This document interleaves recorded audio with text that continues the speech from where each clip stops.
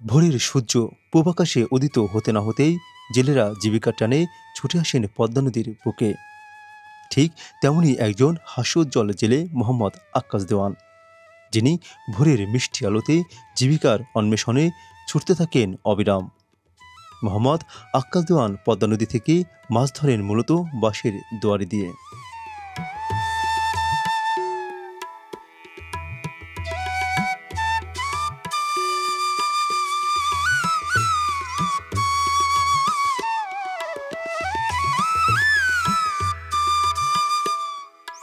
ভোর হলেই তিনি দুয়ারিগুলো পদ্মা নদী থেকে তুলতে শুরু করেন।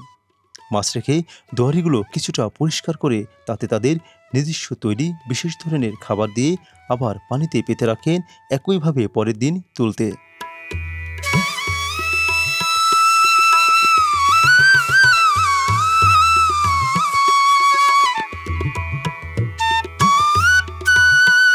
বাঁশের তৈরি এই দুয়ারিগুলো অতি দ্রুত পচনশীল হওয়ায় নতুন কেনার পরে মাত্র 1 থেকে 1.5 মাস এগুলো দিয়ে মাছ ধরতে পারেন তারা।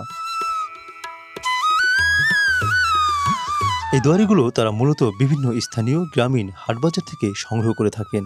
এছাড়াও পূর্বে অর্ডার দিলে বিভিন্ন জায়গা থেকে তাদের মহাজনেরা বাড়িতে এসেই পৌঁছে দেন।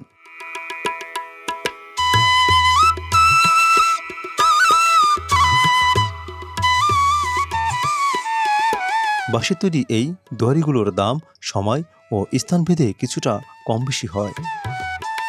এই দুয়ারিগুলোতে তারা মূলত দেশীয় ছোট ও মাঝারি সাইজের বিভিন্ন প্রজাতির মাছ পেয়ে থাকেন। দুয়ারিতে যে মাছগুলো পেয়ে থাকেন তার মধ্যে অধিকাংশ বেলে, পুঁটি, চিংড়ি, বাচা, কালিবাউস সহ আরও নানান প্রজাতির মাছ থাকে।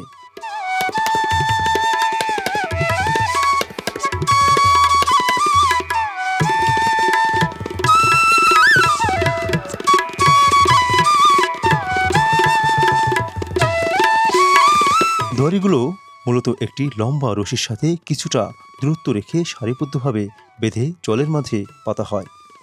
লম্বা দড়ির সামনের অংশে প্লাস্টিকের বস্তায় বালু বা মাটি ভরে নদীতে ডুবিয়ে দেওয়া হয়, যাতে করে দুয়ারিগুলো পদ্মার প্রবল স্রোতে হারিয়ে যেতে না পারে।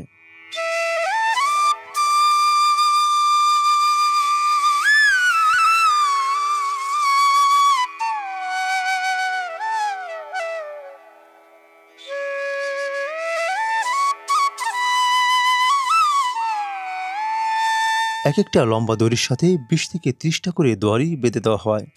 এখানকার স্থানীয় ভাষায় এটিকে দাউনিয়া বলা হয়।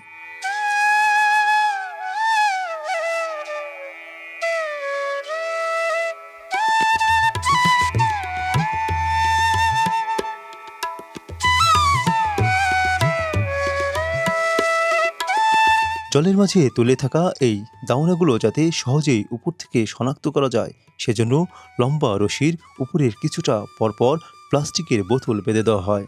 বোতলগুলো ভেসে থাকে জলের উপরের অংশে, যা থেকে খুব সহজেই দাউনাগুলো শনাক্ত করা যায়।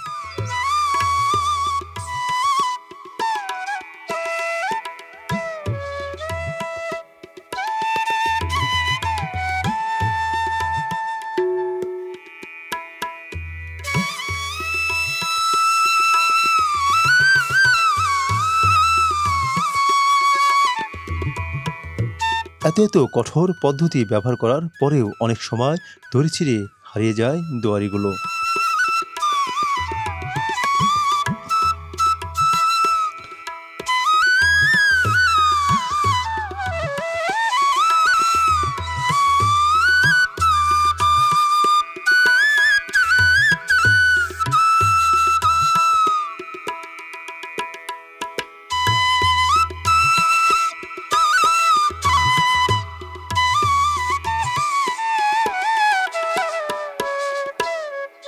পদ্মা নদীর এক একজন জেলে প্রায় ৩০০ থেকে ৪০০ দুয়ারি পেতে থাকেন। এতে তাদের রোজ খরচ হয় ২০০ থেকে ৩০০ টাকা। মাছ পান এক এক দিন এক এক রকম, কোনো দিন কিছুটা বেশি, আবার কোনো দিন কিছুটা কম।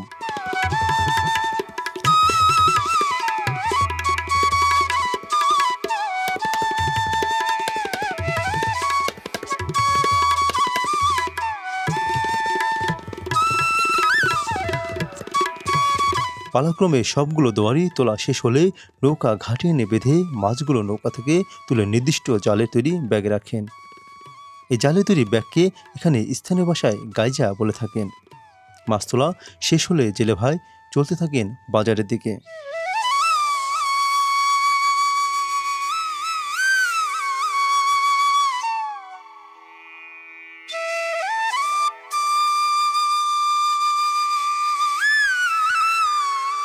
এভাবেই ভোর থেকে শুরু হয় পদ্মা নদীর জেলেদের সংগ্রামী জীবন, যে জীবন অবিরাম ছুটে চলে একাকী গন্তব্যহীন সংগ্রামী পথে।